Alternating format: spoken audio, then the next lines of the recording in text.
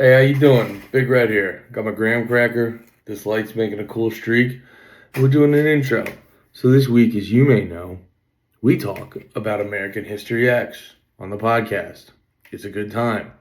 But if you want to make your time a little bit better, get ready for next week. It's the start of Tarantober. A little sneak peek on what the hell that is. We're talking Inglorious Bastards. So you get a little bit of a head start on that. I know we said we were going to talk about Gran Torino. We're not. And you just have to accept that. Anyway, it's Tarantober. We're doing Inglorious Bastards. Maybe during Clint Vember, we do Gran Torino, but it's Tarantober. All right. But today, the greatest ever Nazi basketball movie, American History X. Enjoy.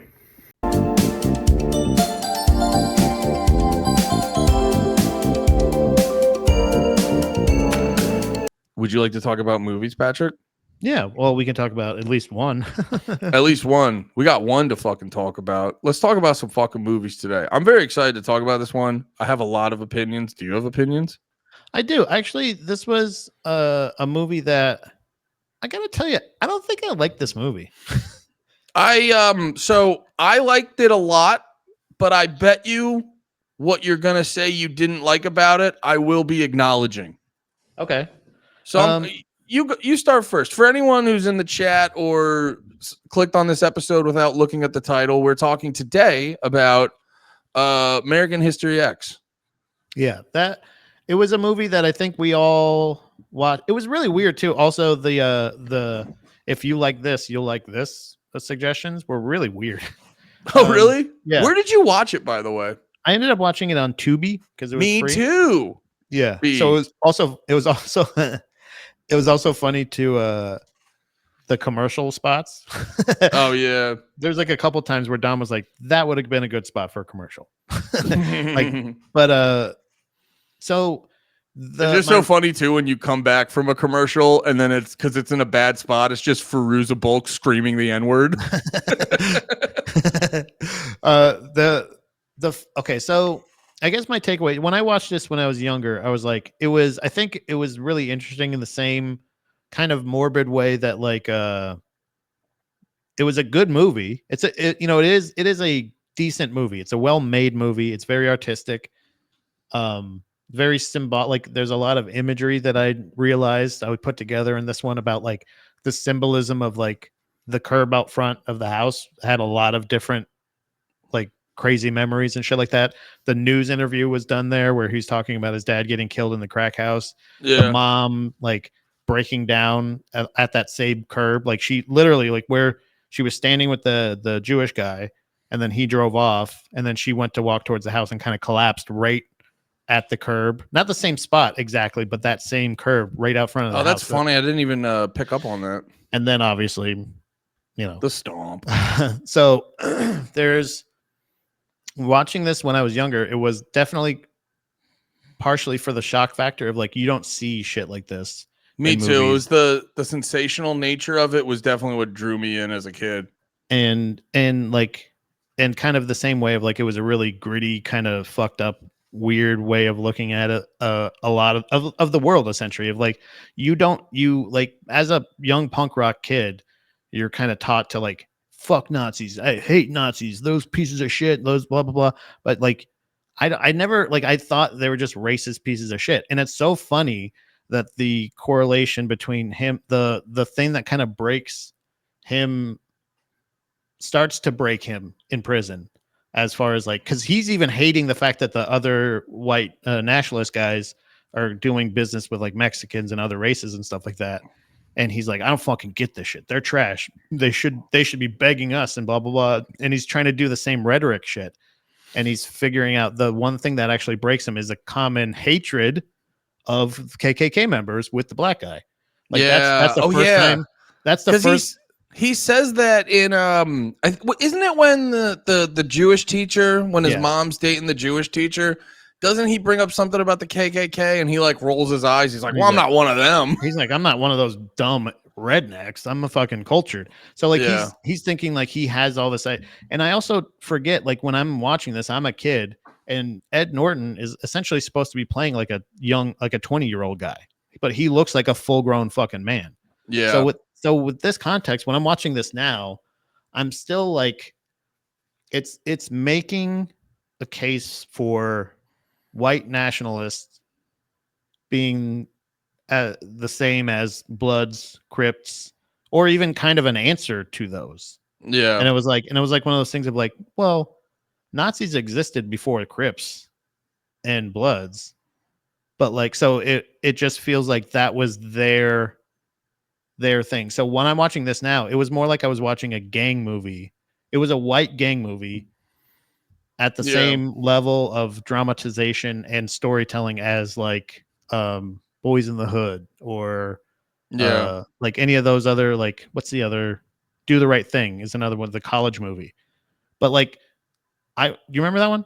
No, not do the right thing. Do the Right Thing's in the city. I apologize. That's a Spike Lee movie. Talk about House Party 2. Yeah, what's the fucking the college one? Dear White People? Higher Learning, I think it is. I think that's what it's called. It has like, I think it has Tyra Banks, Mike Epps, or Omar Epps, has fuck.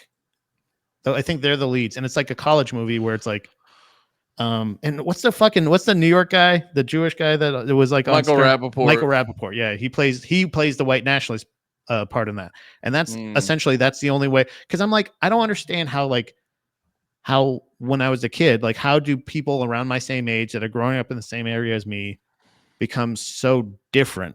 You know what I mean? Like, and not in the sense of like upbringing or anything else, but like essentially where you're like, I hate you guys. I hate anybody that's not a straight white dude. Yeah. Like, you know what I mean? Or chick. So it's a weird thing. So this definitely gave more context to it, but it also, I feel like watching it this time, I was watching just a white gang movie. You know what I mean? Yeah, and I think broadly speaking, so this is why I'm like mixed about why. Don't tell the Nazis. You goddamn rascal. That's why you tune in. Well, no, it's like, so because I remember, so talking about American History X, you can easily make it sound fucking retarded. Like, like I gotta be, I know it's the easiest one to make fun of, but like the basketball scene's insane. It's crazy. It's fun. But dude, you know what's fun? So did you look at any of the like behind the scenes shit? Like, did you know about the like fucking controversy behind this movie? No. So I was about Ed Norton, the ending and stuff. So here, here's the thing. Okay. So I was talking to Steph about it because I finished up watching it, and she's like, "Why are you watching American History X?" And I was like, "Oh, we're doing it for the podcast." And then I started telling her about. I was like, "I need to also double check about," because apparently the rumor is that the director originally wanted to end it where after the kid gets shot, Edward Norton's crying. There's a scene where he's like in the mirror, reshaving his head, and then he goes for his gun, and he's just like, "I'm a Nazi again." And like Edward Norton apparently saw that because he was like heavily involved in the editing, in the production process of the whole thing, that he was just like, that ending's crazy. Which I will say this, if that was the ending, I think a lot of people were are you good, by the way? Yeah, Stanley broke skin, the piece of shit. That's so funny. So like, I get not wanting that to be the ending because on its face, it does. A lot of people could misinterpret that as like, I should have stayed a Nazi the whole time. But I think also, to be fair, it could argue like, this is just a sad cycle of life, you know, something like that. So I was looking up shit on YouTube. Gang culture. It literally is gang culture. Like anytime it's a mafia movie, it's a movie about Bloods and Crips. It's a movie about, you know what I mean?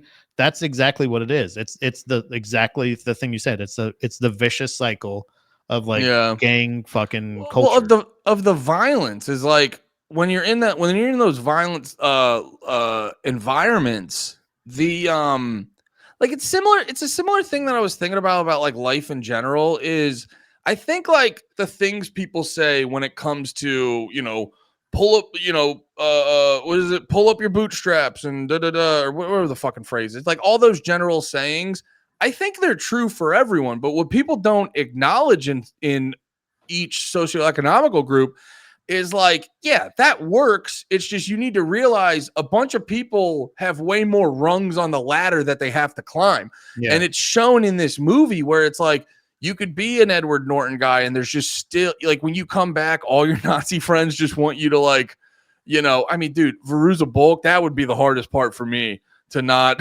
bounce right back into it. Yeah, because even simulated sex in a movie, she looked like a fun time. Yeah, like her character in that movie looked like it was a lot of fun to have sex with. Whoever her titty actress was great too. No, that was her, brother.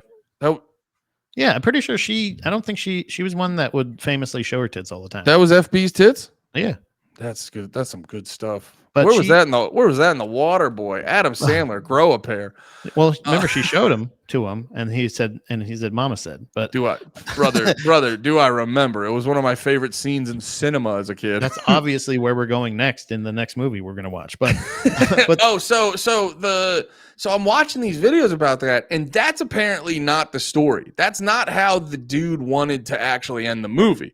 So apparently what actually happened is they were like making the movie. He didn't want Edward Norton initially, but they needed star power and he's a good actor. So they thought he wasn't big enough, right? Didn't they say like he looked like too meek and stuff like it? So, but he put on the muscle and showed up and was like, look at me, motherfucker. Yeah, I thought he absolutely fucking nailed it. Look at me, like, you bastard. Dude, the way he's talking, you're like, this guy really does hate those guys. And dude, like I wanted to point that out. Like, I'm glad you brought that up. That was another point that stood out to me was how good of a fucking actor Ed Norton is. He is very convincing as a fuck. Like, not only is he convincing that you believe that he is a white nationalist, but like you're watching this and you're like, no, this guy is dedicated to the Nazi life. Like he is well read and it's really all he was just somebody who lost his dad too young. Like that's what all this movie is all about. But in the movie, Ed Norton is a very like that's how good of a fucking actor he is.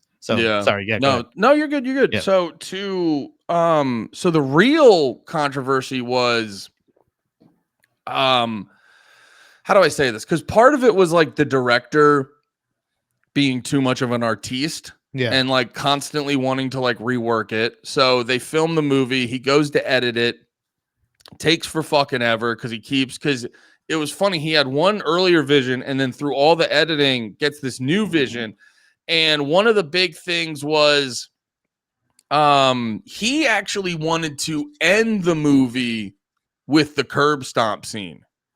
Oh, wow. Yeah, and like basically, he also apparently wanted it structured a little bit differently, but he thought the movie would have a bigger impact with the curb stomp scene ending, which, I don't 100%, because like I think that the cinema, the company didn't want to, and Edward Norton didn't want to leave with that because then it's like it's like you end more definitively thinking he's a bad. If that's the last thing you end on, it's like the growth that happens in him isn't displayed as clearly. So I go back and forth. I was thinking about it a bunch. I go back and forth thinking like I don't know if that's the best way to end the movie. And then contextually, it doesn't contextually give, because he was going to end it with the curb stomp and his brother like on the lawn screaming. And it's like, honestly, contextually, it doesn't, like, for the sheer fact of like, well, why do you only get 3 fucking years then? Like, that would fuck shit up. And I personally think it would have made it a worse movie. And then on top of that, his original cut had like a lot less Edward Norton in it, which I also find a little weird because I'm like, isn't the movie about him? So well, it is technically supposed to be about Danny, not necessarily Derek. You know what I mean? It's mostly supposed to be about Edward Furlong's character and like how, like, it's showing you, like, by the end of the movie, it shows, I mean, in the cut that we see, it shows you like, he's like, oh, no. Even our dad was fucking a piece of shit. Like, that was just like, can you believe that shit? Like but he's that kind of thing of like, they're showing you all levels of like the guys who are like this is the statistics of how many immigrants come into this country and blah, blah, blah, and all this other stuff. And I work there. And then there's also I used to work here and this neighborhood used to be different, which is like a lot of politicians say shit like that, like where they're like, it's a lot different now and blah, blah, blah. And things are changed. There's other, Yeah, like, there were a few things in there that you're like, oh, they hit you with the hits every time. Yeah. And then with the dad just going like what about the white books? That's like, what? Yeah.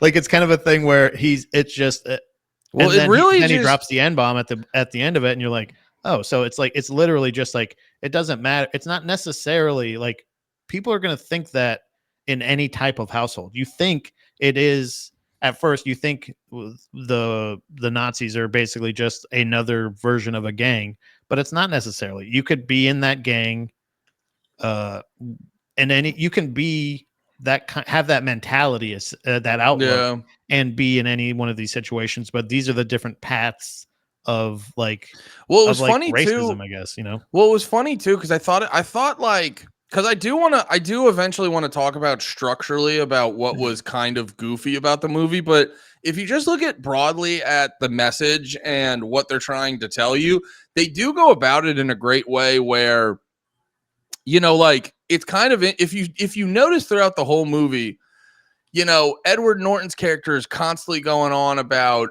all these different groups and how they're bad and how they're violent. But the only person you see doing violent shit at first is Edward Norton. It's like, oh, these dudes who come in and I think in general, I think the whole movie. Well, but here's the thing. But here's up until the very end, where the black kid very senselessly, forget about that. where the black kid, senselessly kills his brother. You notice he's a Crip though? Is he? He's wearing blue. Oh, okay. I forgot about that. And I go, and I'm like, oh, this is because I was like, why him just walking out? Obviously, he's the Nazi kid in school. He's one of, you know what I mean? Like Edward Furlong's character. But like, because I'm like, why does him just walking out, smoking a cigarette and like blowing it in this kid's face? Why does that matter? But I think they could have done so much more. I mean, they didn't have to. For me being stupid for the longest time, going like, why does that kid shoot him at the end? Because there's like, he doesn't call him the N-bomb. He doesn't like threaten him. He doesn't like he just gets in his face. Well, it's That's kind it.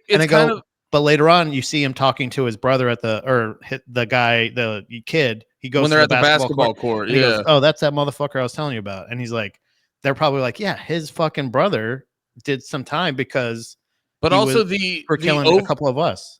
But also, like, I think because everyone goes like the shooting him was an overreaction, and to me, like, I think that's kind of a retaliation. Well, here. The like shooting him is an overreaction to what he's mad about, the same way that the fucking curb stomp is. And it's trying to like, it's trying to show you that like, oh, you got these Nazi white supremacist guys.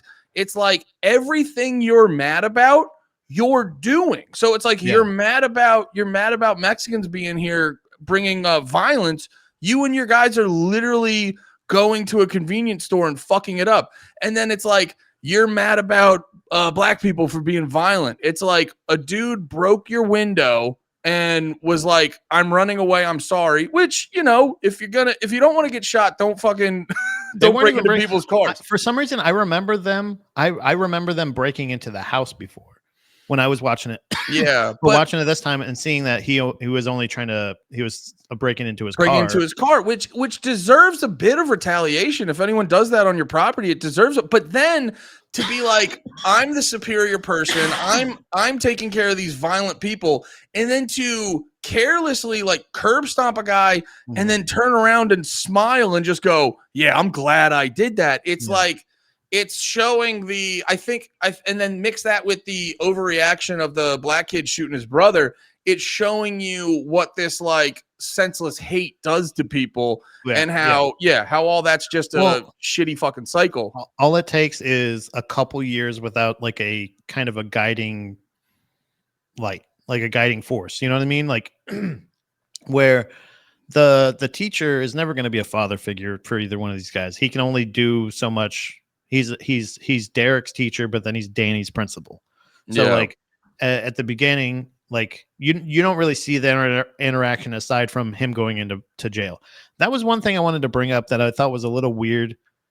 The high school principal is working with the gangs unit, LAPD gang unit. So And like as a detective, like shouldn't he be at school right now? Like he's like showing up to the coffee shop, going like, "Hey, Derek, we just found out." Yes. Yeah. Here, this goes to the. I'm so sorry. This goes to the bigger point I was gonna make at the end. Now, and I'm so glad you went into that. Logistically, everything about this movie is retarded. Yeah. Just I still like the characters. I like the story, everything. But yeah, it's like I was like, wait, he's the principal. Like when he's like, "Hey, you got my papers? Anyway, we got to get to the." He's like, wait, he's a cop. He's a cop principal. Wait, what? It does make sense for like an LA principal to work with the LAPD. Yeah, because it's like the fact, or Venice or whatever it is, like if there is so much gang activity in the schools and on the streets, they should kind of work hand in hand. I do like that exists, but I don't think that actually exists. But no, dude, literally, it's such a good thing you point out, because logistically, every moment of this movie, if you just like look at it logistically, it's so fucking dumb. Yeah, like because it's like, oh, and they're not just Nazis. They're nationalists. That's why I keep saying white nationalists. They're like the guys. Oh, but they're not just like, oh, I'm a little racist. I watch, I got Mein Kampf and I don't read it just for the knowledge. I like it. No, they are. I live in the suburbs. I have a swastika here. They're not some good points guys. They're like that's our dude. They're like, Hitler. no, and it's like, oh yes, the strong Nazi community in the California suburbs. It's like, yeah. And then it's like, oh, and then we have the basketball scene, which we've already talked about. The basketball scene is literally fucking insane. That I don't know. What? I think I've heard Big J talking about this plenty of times, where like the music swell and like how it's like, are we triumphant? Are we supposed to feel great? I get like it. I think that's the point of that scene, is the thing where they're like, they're cheering and they're saying, "Get the fuck out of here, boy!" Blah blah blah, motherfucker, and call all this other shit. Like, bye, get your shit and get the fuck out. And it's also like, where you're like, whoa, like, I don't feel I think that was on purpose. I do think that was on purpose, of this thing of like, to them, it's this big triumphant victory. Big deal, and it's like, it's like, oh my God, we're finally, that was a win for us. That was a win where we don't have to deal with them here. Also, the fact that they're not honoring the deal. I mean, that's not fair. Like the fact that his brother goes there 3 years later and is like, and they're everywhere. Yeah. I think wouldn't it be so funny if he goes back there and he like in basketball shorts and a fucking like in a tank and a Larry Bird jersey and is like, "Hey, I thought you weren't supposed to be here." And that was leading into the second movie. Yeah. American History XV2. No, White boys can jump. White boys can jump and murder minorities. But the other things I was gonna say is like, so he's a guy who over very little will murder, like shoot to death a bunch of black guys and curb stomp a dude to death who crazy. It's past the point of like, it's not like, oh, he fell. Oops, I bit this curb. Oh, I tripped and stomped him. No, it's like, put your mouth on the curb. He was threatening him as he was doing it. Yeah. And apparently if you're a cop and you drive up and you see a naked Nazi with a gun in his hand and his Nazi brother crying on the ground and a black guy with his head stomped open, if no one admits that he did it, you only get 3 years. So apparently that's real. The thing I think is, okay, so I thought about that 3 year thing too. I think there's a level of good behavior in there because he did just keep his head down, didn't fucking start any shit, and the most commotion he caused was a little preaching, and he got a little butt raped. But like, other than that, who doesn't? You know what I mean? By other white guys. So like, it's one of those things where they're like, man, poor guy. Talking about penal code. So, but also they were stealing from him, and also the one guy did have a gun. Yeah. So like I think there's partial self-defense, But then the guys that are running away that he kills, those are the ones where, and then also the fucking curb stomping shit. That's the thing where you're like, all right, if you're running away, I think there's a thing where like even if somebody's breaking in your house, if you shoot them in the back, you can go to jail. Yeah. And he's in California also. Don't forget California. So I would think the gun law, but the fact that he had a gun, I think most likely what he got was probably having a either unlicensed firearm or discharging a gun improperly. Like literally that's probably the charges he got because technically they were on his property. Yeah. But then All the right, fact fair enough. I think there was like 3 years. Okay, I didn't think about it that way. 3 years. The fact that but the fact that there's another little hidden gem in there of how does our justice system work, where the black guy hilariously accidentally drops the cop or TV on a cop's foot and gets 6 years plus. Yeah, you know what I mean. Like so, it's like yeah. Fair enough.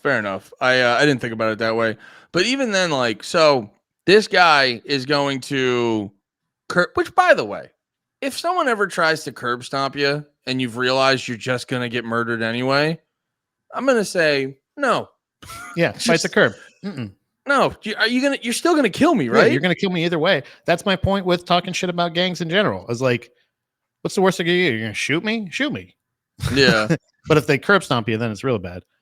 Yeah, so it's like, but he's the type of guy that like will, because they've established he's a smart dude for a Nazi. He's a smart dude. So he's the type of guy who's going to curb stomp someone. And then when the cops show up, he's going to immediately like smile, the biggest smile ever.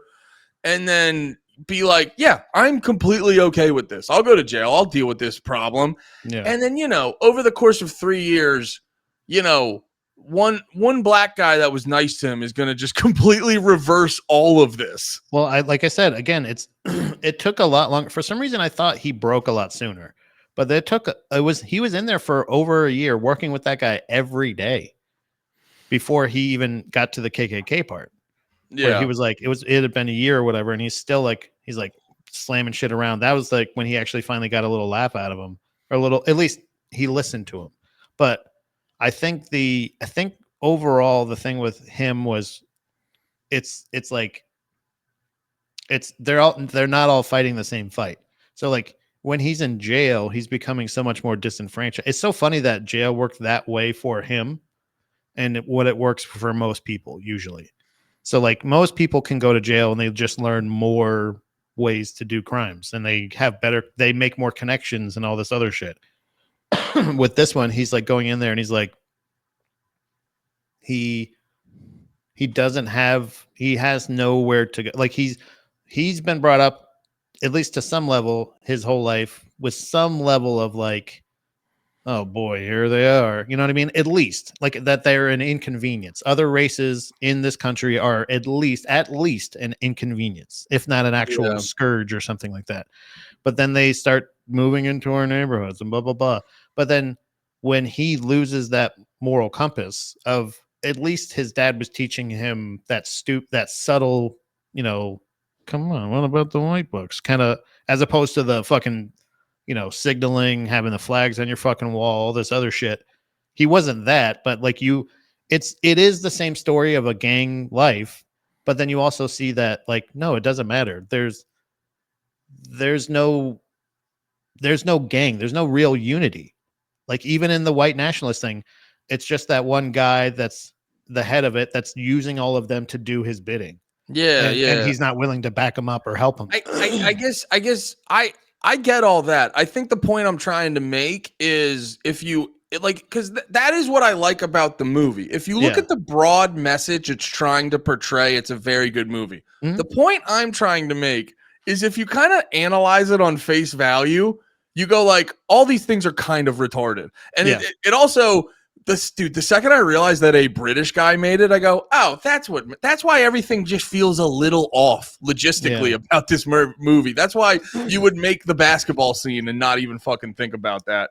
Yeah. And then I'm trying to think what else. Oh yeah, there was also at the very end, if I can nitpick, at the very end when he's like kind of far away, and then there's the gunshot, and it's like the way he's running towards it implies that he's like, I know my brother just got shot.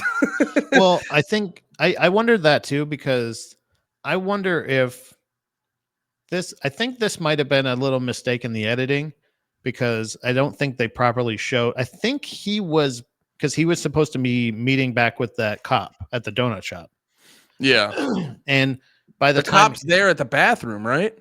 No, the cop comes in with him. So like the principal, not see that I can understand why you mistaked him for a cop, because he is also the principal was at another the full-time position as a detective. Yeah, as a full-time LA detective. Well, he was at the donut shop too, right? Yeah. So like, remember they met him there, and he said, "All right, I got to take him to school." I'll be back so I in think 30. the donut shop was close. So I don't think he heard the gunshot, because I thought the same thing of him. I think he just ignored a bunch of gut feelings that he probably shouldn't have. I think that's what they were trying to show us, because when the car was driving past and he was like, wait a minute, there's only one black guy in that low rider. Usually there's about 4. But he's like, nah, it's probably nothing. Then he gets to the coffee shop. Usually there's too many. God, that's the old me. Damn it. That's the old me. Come on, get it together, Derek. So he goes, I think because he comes in with that cop, the uniform cop. Remember, we had the captions on it. His name was like Rubenstein or something like that. It was some it was like a weird name. Like they're like, there's a black guy and a Jewish guy working together to stop Nazis and other gangs. Yeah. But he comes in with him. So I think, because by the time he gets there, they already had like a little police tape thing up, and the principal was there. So they had it. So that's probably trying to show a amount of time that actually passed before he started. I think the coffee shop was close. I think it was closer than. Oh, it was 100% close. They walked to school after that. Yeah. So I think that was essentially. No, it. I'm more saying Edward Norton hearing the gunshot and then running like he immediately knew what happened, and then the fact that they just go like, hey, we have an active crime scene. Would you like to hug the dead body? It's like, how like they fought him for a second. And they're like, nah, let him go. He feels bad. Just let him go corrupt the entire crime scene. Yeah. But here's the thing is like, and even dude, even the scene where, where mom goes, I'm going to bring my Jewish boyfriend to dinner with my white supremacist family. Like all of these things, if you just look at it from like a theatrical standpoint of let's tell a vibrant story and make a point, it all makes sense. But if you look at it with a little bit of surface level understanding, you're like, I mean, I'm not even saying why would she have a Jewish boyfriend? What part of this? Hey, your son. When did you think that was going to work? Your son with a swastika on his chest and the flags on his goddamn wall, and the racist Nazi girlfriend that's also here. Yeah, and she's like, I can't believe he didn't keep it together while my Jewish boyfriend came over. How the fuck do you think that was going to go, stupid? Yeah, like the fact, like I honestly, that was the look I feel like he had when he was standing by his car and she came out. He was like, he might as well have been doing this. What are you dumb bitch? I thought you said he wasn't gonna fucking be here. I thought it was gonna be okay. Why did you think it was gonna be okay? What about this? Did you think it was gonna be okay? Oh my god! So like I that whole scene was, every part of it did seem like this like theater, like his mom like grunting multiple times, like when like he pulled the sister's hair and she goes no. It was like all of these like super. I get it. They're trying to express the thing, but there was so much bullshit. I'm not even saying that shit like that is unbelievable. It's just like you said, the situations playing out the way that they did. I can't imagine, like there was no real, like they were like, well, yeah, I know how, like my son who has become super radicalized as far as like when it comes to Nazi or like Nazi beliefs, white nationalism, whatever it is. So what I'm gonna do is, man, you know what? I really like this Jewish guy. Yeah. Let's just see. In no world would that ever, like, even if she was like, Derek, you're gonna be good for me, right? Like he's like, okay, and he's like, you bring a fucking Jew here, and she's just like, what? It's just you like this said thing. you were gonna behave yourself. Yeah, you're right. It's like those. It's not even. It doesn't even have to go as far as principal works, part time as a fucking cop. It's mom thinks that her white nationalist son is going to be super. First of all, of a stepdad in general, which white kids, I got to tell you from experience, hate their stepdads. Hate Yeah, them. yeah. It's why. So, it's literally the reason you're not my dad. Roach. It's literally the reason Papa Roach got famous is because Right. white kids hate their stepdads. Exactly. So like, and some Latinos. We gotta give them that. oh yeah, I'm sure. Yes, well they call them step puppies, but they have. so That ruled. I'm not a step puppy. What I am is a stepdad hater. But if I happen to also be super duper racist and he was Yeah. also black and or Jewish, like what in the world makes you think? Because again, you forget Edward Norton, I think at that time is supposed to be like maybe like 19. Like he was like they never actually said I think how old he was. I think he was like 14 when his dad died. Yeah, he's 16. supposed to be like a teenager. I think the whole time he was So that was only a couple years later. Yeah, that's also the other part that's very funny. It was a very short time frame. Right. Of being like, I don't know, Dad, black guys are cool. yeah, To I will murder them. I will murder them off very little. To I now think black guys are cool again. It's a very short time frame. and I wonder, I don't know if this is what they were trying to say or not, but like there's also a part of this where you're like, wait, so did he become super racist because he thought how like when a dad dies and there's like a teenage boy and he's like, I gotta step in and take care of the family now. He's just like, well, I gotta pull my weight when it comes to the racism. And he's like, I really gotta do double duty. Like, was that his way of like providing for his family? It's like he's like at 14, I basically became the man of the family, so I had to do an adult level of racism. Dad never had the tattoo. I got the tattoo. I'm way more of a man than Dad was. Like he didn't think I'm going to become a firefighter and help my community. He was just like, no. I'm going to go with the racist side that he was telling me about. Well, he also too. Well, no, I actually will applaud the movie for this because there's a lot of times I've seen, like, if you've ever talked to a racist guy or you've seen shit where dudes are like, this is why I was like racist or whatever. A lot of times it's like, oh yeah, like fucking a certain race was mean to you when you were a kid. It's like, yeah, it's like this kid's dad was already a little racist and he was like, and then he's pretty racist. Just a dab, just a tiny bit.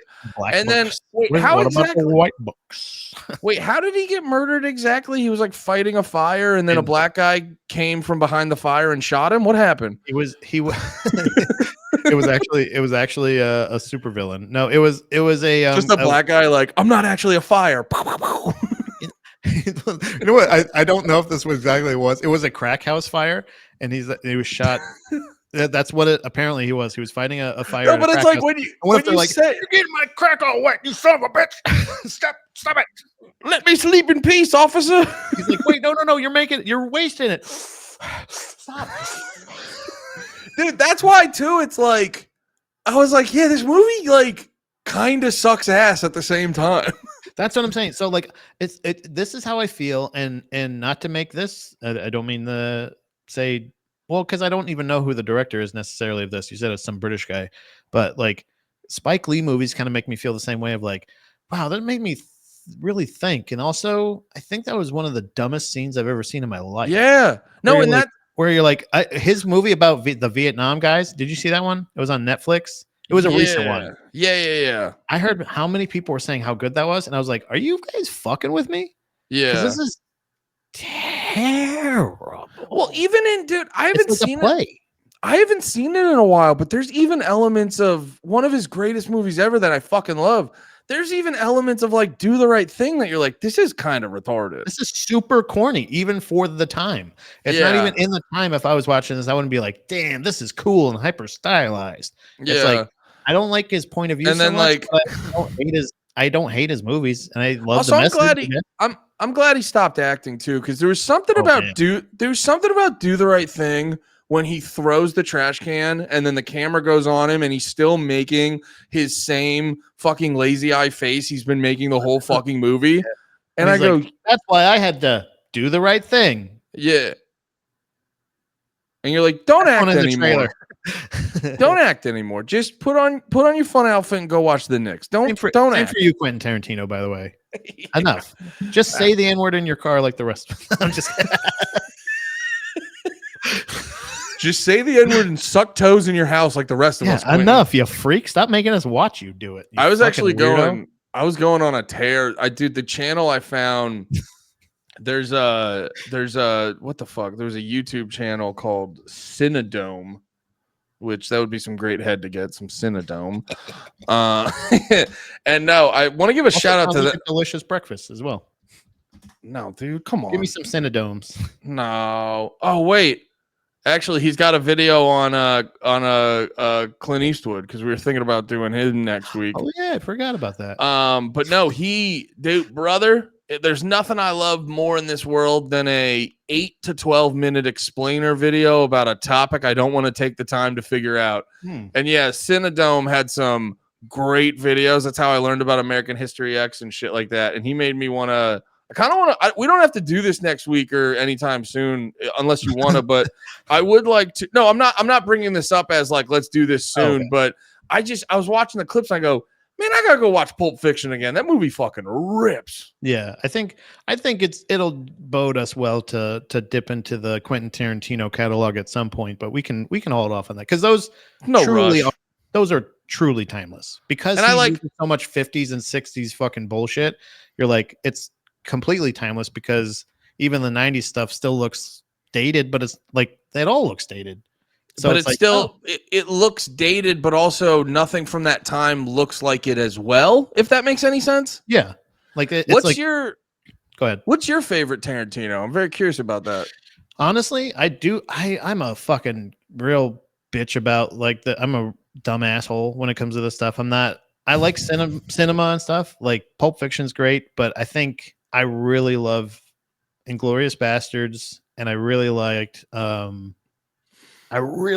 Upon a Time in Hollywood. I don't know what it was about it. It's great. It's just so fun. It's such a fucking crazy, fun, weird movie. I like him retconning history. I like those movies. It's fun, right? I hate Kill Bill, by the way, but I hate it. You can at me if you want. I'm really sorry, guys, but I fucking hate it.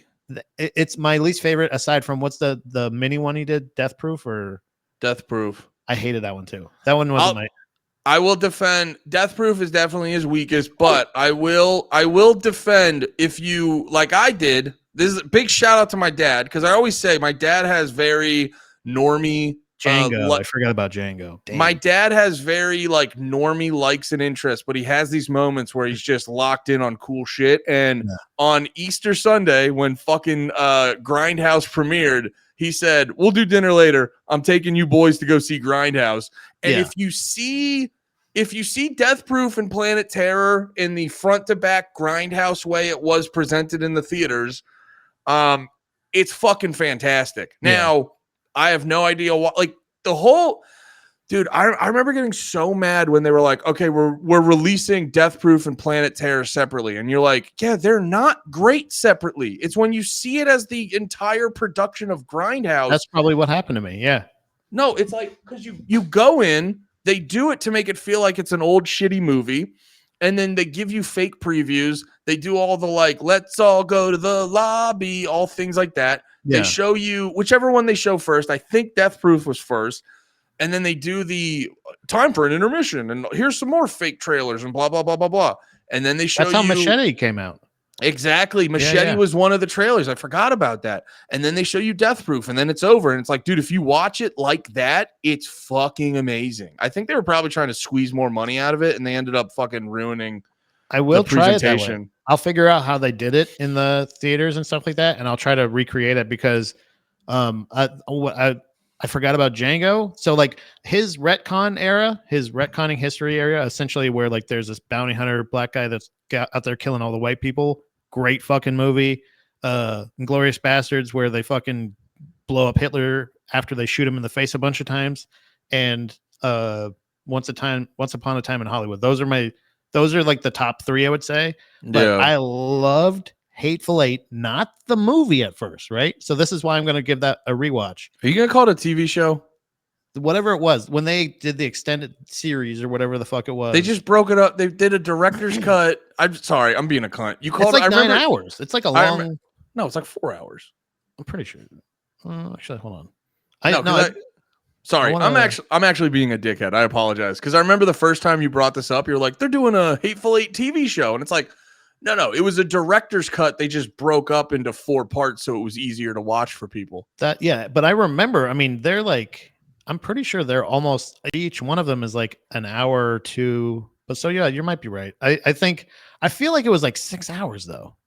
I think it was only like 4, maybe 5, but it doesn't matter. I'm sorry. I shouldn't have. I interjected unnecessarily. Right now, Hateful Eight is my favorite. So I'm Yeah. glad you brought that up because there's something about like I'm a big fan of like Western shit in general. Yeah, there you go. You're back. I'm a big fan of Western shit in general and the slow, drawn out pacing of Hateful Eight where something fucked up is happening. You just can't put your fucking finger on it. It's Hateful Eight's currently my favorite, but I do want to go back and watch Pulp Fiction and because I think there's a lot of movies I loved as a kid just for bringing it back to American History X. There's a lot of movies I loved as a kid for the overall sensationalism of it, but I didn't fully understand it on a deeper level. And there's a bunch of movies I think I need to go back on to kind of get it on a deeper level. When I type it in, it says extended version -TV program. I think when I saw that, it said that, but I think because it's approximately running time of 50 minutes. 168 was the original.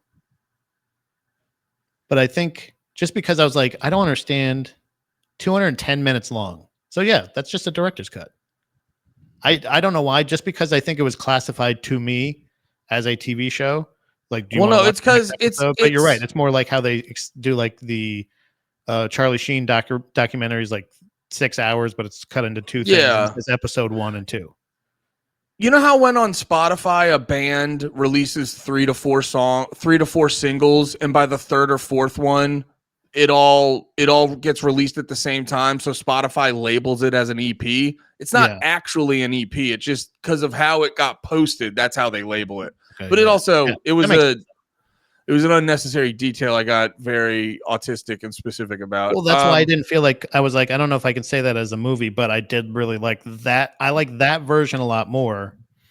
And you know what? And I think even if they did show it all, like they didn't cut it up into things, I just didn't think there was any fat to it. I think they could probably just re-release that all together as one version. You don't have to cut it up into versions like that, but I just watch them all together anyway. So they're actually I'm a guy that watches The Irishman probably a couple times a year. So couple times? Yep. That's crazy. Not in a bad way. That's no, I'm envious of that type of fun to be had. That's interesting. Really knocked you off your knocked you for a wall up there, didn't I? No, I wish there was anything I could sit. Well, you know what it is? I get obsessed with other people's fun and I go, that looks fun. How do I have that type of fun? And then I try to like force myself to have their type of fun. And I'm why am I? And it's like, no, have your type of fun. I've been doing it my whole life. Half the time I don't even know what I fucking like. And I need to find myself again, Pat, and learn my own fun because I get envious of everyone else's fun. And to get your groove back. Yeah, I got. All right, next week Stella gets a groove back. I'm gonna get my shit rocked by a bunch of black dudes. The original blacked. Andy gets his groove blacked. No, I was just like, when you said that multiple times you can sit down for 4 hours and enjoy one movie, I go, what's that like? Wow. Well, no, I mean, I get up and move around. Sometimes it's on in the background kind of thing. But yeah, for the most part, I do like there because I get caught up in scene. I love scenes in that movie. I'd say the last 2 hours or so, or last maybe hour and a half of that movie is one of the greatest movies of all time. Yeah. And the first half is kind of unnecessary. You really don't need a lot of that. It's kind of like when I listen to the song "Misery" by Gallows, and it has like a long 1 to 2 minute piano intro, and then and I really just want to hear the breakdown at the end of the song. But if I skip the song, the breakdown doesn't hit the same. But if I sit through the 1 to 2 minute piano intro and I listen to the whole song, the breakdown goes crazy. But it doesn't go crazy without the patience. And I feel like it sounds like The Irishman might be the same thing. Yeah, like I said, I could probably be doing some laundry, some like editing, maybe refilling my little vitamin tray or something like that for the first hour and a half or so, maybe get some dishes done. And then like by the last hour and a half, once Hoffa is introduced into the movie, I think that's when the movie starts. Once Al Pacino, Robert De Niro, and Joe Pesci are all in the movie at the same time. And like even like what's his face? I almost call him Ray Barone. What's his name? Ray Baloney? No, Ray the guy who Ray plays Liotta. No, Ray Everybody Loves Raymond. That guy. Oh, Ray Romano. Ray Romano. I called him by his character from Everybody Loves Raymond. Ray Barone, the sports writer. He's in the movie. So, and I feel like I love the characters. I love that world. Everything about that second half of Irishman is so fucking awesome. I wish I could suggest that for a movie one week for us, just to be like, hey, can we just watch the last 10 minutes of The Mist and or the last half of The Irishman? Because those are two way longer versions of payoffs, but huge payoffs. The Mist is one of the worst movies I've seen and has one of the greatest endings of a movie I've ever seen. Yeah. Irishman actually has one of the first hour and a half is terrible. The last hour and a half is pretty spectacular. Well, that's a big thing that makes Once Upon a Time in Hollywood such a good movie. Is it's great throughout it. Like you get like it's that Tarantino thing where it's happening and you're like, this is interesting. Why the fuck is this happening though? Like when Jules yeah, that's such a good when Jules and Sam Jackson and who's the gay pilot? What's his name? Gay pilot. Oh my god, Staying Alive. John Travolta. John Travolta.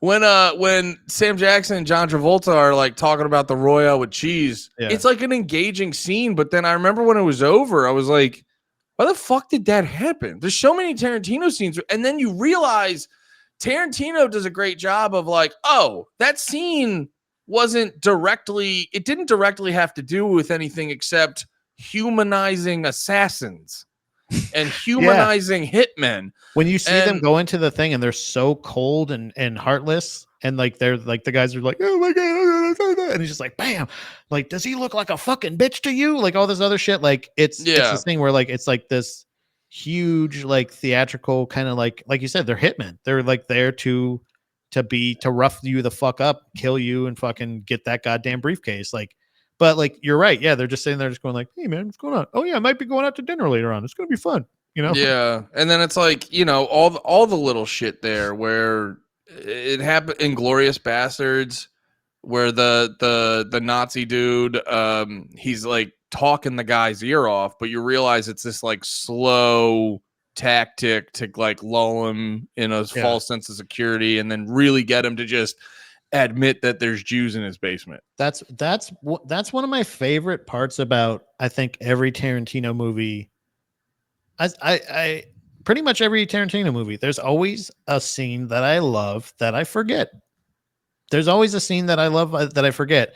I know that I love the whole movie, but I know that there's always that scene where I'm like, damn, the part where the basement scene in Inglourious Bastards, like how that's shot, how that the tension, the fucking tension in that, the fucking camera angles and the use of space, like it's such a fucking brilliant goddamn scene.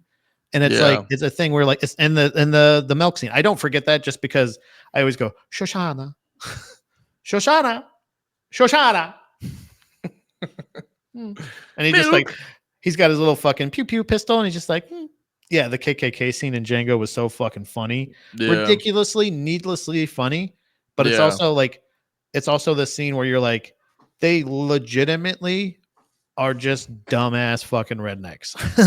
Like Well- you do see the difference in that, and like the comparison of like when you're watching that and you're like, yeah, you're like a KKK guy, and he's like, hey, buddy, Well, we got standards in this house. It's Tarantino's really good at adding, even to like dumb KKK members in Django. He's Yeah. good at adding this third dimension to characters to like humanize them, so you actually get invested in what's happening. That was always we were joking about that with Lord of the Rings. I go, I don't care what's happening to any of these characters. Yeah, But then in Django, you have the scene where, you know, Jonah Hill's a hilarious Klansman who's going, my wife made all these hats for you. she worked so hard for you, and you guys are gonna hear, oh god damn it, I ripped mine. Like, Now that's what Tarantino does that I love, where he doesn't directly give you any characters like specific backstory up front, mhm. but the characters behave in a way that tell you more about them that they don't have to just overtly say. So like, you know, Jonah Hill's character in Django, you can kind of tell, you're like, oh, he's just, you know, he is also, well, he is this evil racist. He's also this like working man, and there's other things. And it now creates this thing of like, you just look at these KKK members as like, that's what they do. And then you're like, wait, is he KKKing on the weekend? Like it just adds Yeah, a whole other dynamic to the character. yeah. I think just the character. I really would like to do Tarantino movies, but I feel like it's hard to narrow it down necessarily. But also, we could do October. Tarantino. What? it's also October. Oh, you want to get spooky? So no, well, I was thinking we could call it Tarantober. Tarantober. Yeah, I'm down. I'm down for some Tarantino because I used to like, I was like, never disliked him. I haven't been in the mood to watch his shit. And I usually love watching the shit all the time at the drop of a dime. Yeah, And then after, once again, shout out to Cinedome, the best movie head YouTube channel on the internet. I was watching some of his stuff and I go, yeah, I want to watch some Tarantino again. So yeah. Yeah, I'll be honest. Any of them you want, because like part of me wants to do Pulp Fiction, but that's the obvious one. But I would literally be down with any of them. I really like. I don't know why, but I really love the depth of Django, or not Django, Inglourious Bastards. Yeah, Like on the surface, it is such. It's like it's a war movie, but then it's like it is so funny at some parts. And yeah, it's so fucking crazy violent at other parts. It's like it really does feel like a perfect mix. Like even the Tarantino movie, the Once Upon a Time in Hollywood is such a great movie. Just yeah. in general, it's so much fun, but like it still doesn't, I don't know, it feels like it almost feels like Tarantino making a Tarantino movie, but in a good way. As opposed to like, this is where like he's like, what if I did a war movie? That's exactly what it feels like. So I kind of feel like Inglourious Bastards, but that's just, All right. Yeah, I mean we can do a bunch because it is Tarantober. it's Tarantober. Or Yeah. do we want to go in order, either from Once Upon a Time back, or do you want to start? Okay, Do whichever. we just skip around. Yeah, just hop around. The same, dude. It's Tarantober. It's You hop Tarantober. around. Yeah, Quentin Tarantober. You don't just start from the beginning to the end. It's Right. Tarantober, so you hop around. That's my mistake. I forgot that we literally just invented it, and I didn't know all the rules yet. Also, dude, funny enough, I not to brag, but I got the audiobook for Once Upon a Time in Hollywood, the book version. I heard Tarantino on Rogan, and he was like, I wrote a Once Upon a Time in Hollywood book, and I go, that's actually really interesting. So I got the audiobook for it, and it's a good book, but it's very similar to the only problem I have with Once Upon a Time in Hollywood is it's an amazing movie, but every so often he's like, all right, I'm going to take 20 minutes to use Brad Pitt's character to tell you how I feel about movies. And you're like, that's cool, dude. Yeah, and yeah, like yeah. the book is lousy with that. It's the whole book. It's like, dude, just write a book about movies. Yeah. Just give me Well, your. That's my favorite thing. I would kill for a movie that you just. I think he does have a book though, like that. But yeah, the Once Upon a Time in Hollywood book is mainly Tarantino just letting you know how he feels about movies. And I think that's also I loved about that was usually movies about Hollywood, and you know this, like even Babylon was actually better than I thought the second time around, but it was Nice. like movies that are like kind of fucking all about like that movies that are about movies or Hollywood in general. I hate usually unless there Yeah. is like some kind of weird fourth wall breaking kind of thing, like Last Action Hero kind of shit, like stuff like that. Okay. Yeah. But like for the most part, like Tarantino's was still like fun and everything like that. But like I like the fact that he has this weird thing where he's what is it 9 movies and he's done 10 movies or something. He wanted to make a certain amount of movies and then he's not going to make any more movies. And I think Yeah. he has like 1 left or something like that. But people are also like, yeah, but he's also going to start. He's going to be writing more books. He also is like, oh yeah, I'm probably going to get into television. So like I can't wait to see him in more of those other mediums because I do really love his point of view and it's so weird and like artistic and I like his consistency while still achieving a lot of growth in his like movies and stuff like that where they don't just feel like Pulp Fiction. And I think you're right about this. Pulp Fiction is kind of the reason it's the easiest one is because that's I feel like when he really got like caught his stride. And he was like, it's like a super stylized, great version of like Kevin Smith movies, where you're like the dialogue's great, but also like the story building, the world building, all these characters eventually kind of interacting, and like I loved his contribution to Four Rooms, all this other shit, like everything. Like I love his versions of anything, pretty much. So if I'm picking the first one of Quentin Tarantino, I will say that my pick is officially Inglourious Bastards. Hell yeah. I also too watching sorry, I don't know if you wanted that to be the end. No. I was also thinking about this too. Or just in case it comes up later, does this count as one movie or not? We didn't do it with Lord of the Rings, but there is like 3 movies of that. Only one. I mean, I know you don't like it, but it's easy to watch. So if we do Kill Bill, dude, I gotta be honest. One of my problems too is like I've overwatched a lot of Tarantino's, so they don't hit the same. And 2 that don't. I mean, I haven't watched Django in a while, but I watched Django so much as a kid that I don't ever feel the urge to watch it. Now, that being said, if we watch it during Tarantino, it might come back to me. But yeah, Kill Bill and Django are 2 of them that I don't, and it's probably just because I watched them too much as a kid. Okay, I don't, but yeah, I'm fine. I'm fine skipping it. I will say they're easy to watch, so I could watch 1 and 2 back to back with no effort. They're easy all ones. the women empowerment. I'm sick of it. Yeah, stop empowering them. Just suck their toes and keep enough already. Just objectify them, would you? I thought you liked Hollywood. Yeah, I didn't realize. I was also looking up Paul Thomas Anderson. He's the fucking man too. Which one's he? Does he do Daniel Day-Lewis movies? Yeah, he was There Will Be Blood. Loved it. And I think he just did that one with Leo. Wait, what? One battle after another. No. I was like, wait, they redid There Will Be Blood with Leo? That's awesome. Yeah, he was he was Boogie Nights. Boogie Nights is a fun one. Boogie Nights is a fun one. Magnolia. Should we do Quentin Tarantino versus Boogie Nights? Yeah, let's do versus. All right. I think that's a good place to wrap up. Guys and gals, thanks for hanging out with us today. We're gonna get out of here and fucking but this is a great start to Tarantino. Everyone in the chat. True Romance is really good. That was just a screenplay. He didn't direct that. I don't know if I've ever seen that. I do agree. It's very good. I do agree. Jackie Brown is slept on. This is one where I go, it's still going to be near the bottom of my list. I just watched it for the first time recently. Yeah. I would suggest giving it a rewatch just in case. Maybe if you haven't seen it in a while, but I would say I think it's exactly where it should be. I think there's a good amount before it, but I think it's still very good. Yeah, I can see that. Yeah.